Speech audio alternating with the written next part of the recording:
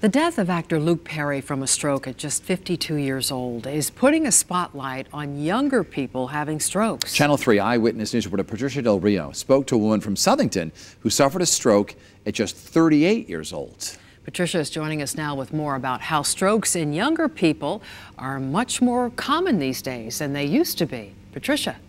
Yes, that's certainly the case. And they say that one of the biggest mistakes you can make is thinking that you are too young to have a stroke. We learned from Luke Perry's death that that is certainly not the case. And we spoke with this woman from Southington who suffered one at 38 years old. I was perfectly healthy. I didn't have high cholesterol or high blood pressure. I was at the gym working out, doing the right thing. If you asked Colleen Riopel that if a year and a half ago at age 38 she would suffer a massive stroke, she would have told you were crazy. But that's exactly what happened, and at the gym no less. She just completed a workout. The lady working there noticed that I dropped my phone a couple of times, which I just thought I was clumsy that day. She noticed that my face was drooping a little bit. The gym worker immediately called 911, recognizing that even a younger person can be having a stroke. The death of actor Luke Perry at 52 has brought strokes in younger people into the spotlight. Dr. Mark Alberts, chief of neurology at Hartford Hospital, says strokes in younger people is on the rise. 15 or 20% of all strokes, so that's a minority, happen in folks who are 50, 55 or younger.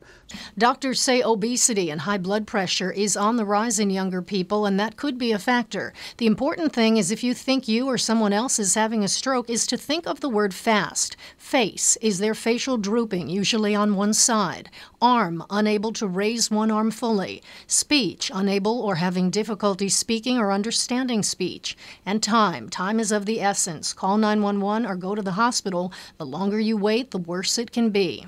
It is not known what caused Luke Perry's stroke, and for Colleen Riopel, she may never know. But for her, with exercise, a positive attitude, and one day counseling other young stroke victims, she has hope. Talking about this gives me something, and I always try to stay positive and everything, so maybe working with other people like that.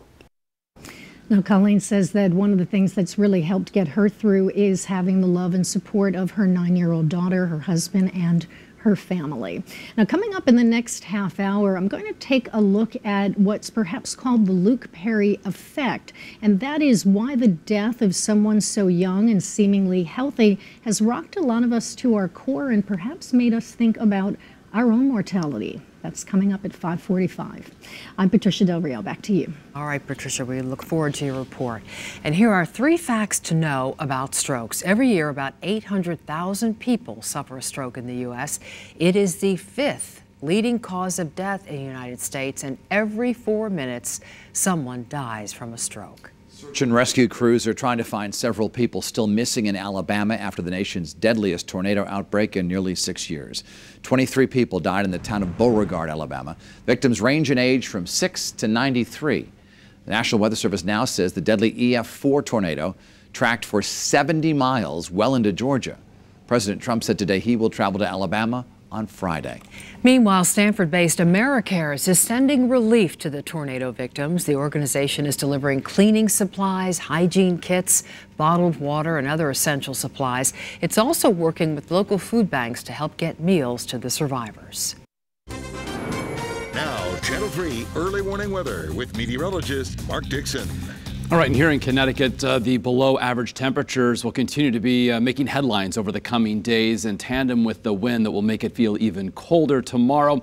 And also tomorrow, the chance for a couple of flurries, but nothing too widespread or concerning. So we've got temperatures here on the 5 o'clock hour, 25 to 30 inland, upper 20s, low 30s along the Connecticut shoreline. So again, well below the average high today of 44. And you factor in a bit of a breeze out there, making it feel more like the upper teens and lower 20s statewide. So if you're planning to take it out and about this evening, you'll want to plan and dress accordingly, and that will basically be the theme as we head forward in time, as we're basically storm free at least through the end of the week. That changes though this upcoming weekend. Currently winds across the state out of the southwest. They will switch to more of a west-northwesterly direction later on tonight with the arrival of some colder air, a reinforcing shot of cold air. So with early warning pinpoint Doppler scanning our skies, doing so and picking up on no precipitation right now. That may change later tonight as that reinforcing shot of some cold air air arrives that could generate a few flurries, but nothing more than that. So where I came from Torrington, in the Northwest Hills, showing a mainly clear sky, sundown at 5:45. So you can see it on its way down there.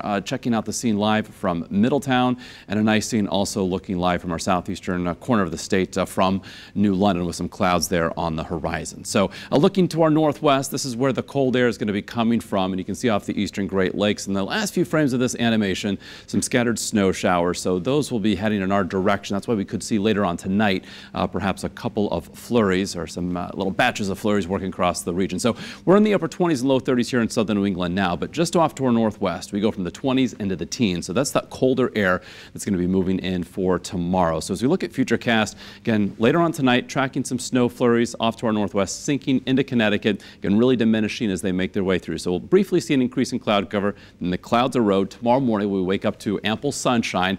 Then tomorrow afternoon, we'll run the risk for some scattered snow showers or some flurries. I think Futurecast probably overdoing the extent of coverage. So don't be surprised to see a few flakes flying tomorrow afternoon, but really should not amount to much. Temperatures and the wind will be the big headline for our Wednesday. We'll start off in the low and mid-teens inland, mid and upper teens along the shoreline. Now, in those usual cooler spots, could actually see some lows go down into the upper single digits. And here's a look at Futurecast.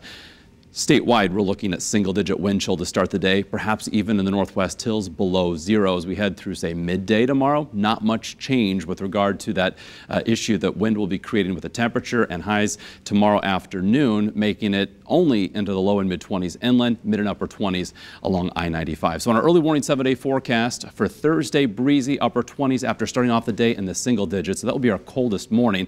Friday afternoon, we might get finally back above freezing, but still about 10 degrees below average. The upcoming weekend, Saturday in the morning, perhaps some flurries, not a big deal as the storm passes by offshore to our south. Then for Sunday, our next storm system arrives, a more substantial one. Could start off briefly as a winter mix, but this will be primarily rain for us as temperatures head into the mid-40s.